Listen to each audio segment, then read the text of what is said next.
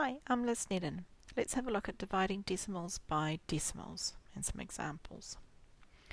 So say I have this question here, 0.8 divided by 39.52. So I want to know how many lots of 0.8 are there in 39.52. So the first thing I need to do is find an equivalent to this. And what I want to do is I want to move this decimal point here. So this decimal point by the 0.8, I want to change that 0.8 into a whole number. So I am going to move that decimal point one space to the right. Now if I move that decimal point one space, I also need to move this decimal point one space. So that means my problem now becomes 8 divided into 395.2. So now I've turned it into dividing by a whole number. And the answer to both these problems is exactly the same, because what I did to one number, I did to the other. So the ratio of proportion is the same. So now let's carry this out. So 8 divided into 39, well, I know that 8 times 4 is 32. So then I subtract them, leave me with a 7, bring down the 5.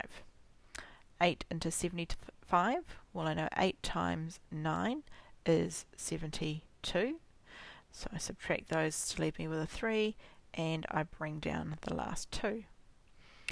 8 into 32, well 8 times 4 is 32, when I subtract them I'm left with nothing, and in terms of my decimal I'm going to put the decimal in exactly the same position as it matches the answer. So my answer was 49.4. What about this question? So how many times does 0.002 go into 28.4? So let's think about making this 0.002 into a whole number. To do that I need to move the decimal 1, 2, 3 spaces. Okay, so that means in my number 28.4 that this decimal point also needs to move over 1, 2, 3 spaces. And in order to do that, I need to put some placeholder zeros in place. So what we've got now is a problem that's become 2's into 28400. So the answer to both of these problems is going to be the same. So now I can say, right, how many times does 2 go into 2? Well, 2 goes into 2 once, so I'm going to write a 1 above there, and 1 times 2 is 2. Subtract those, leaves me with 0. Now I bring down the 8.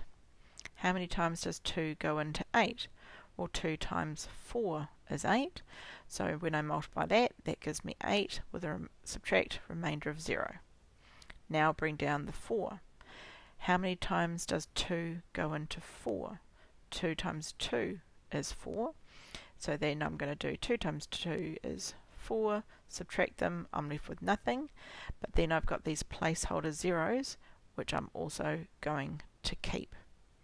So that means my final answer is 114,200.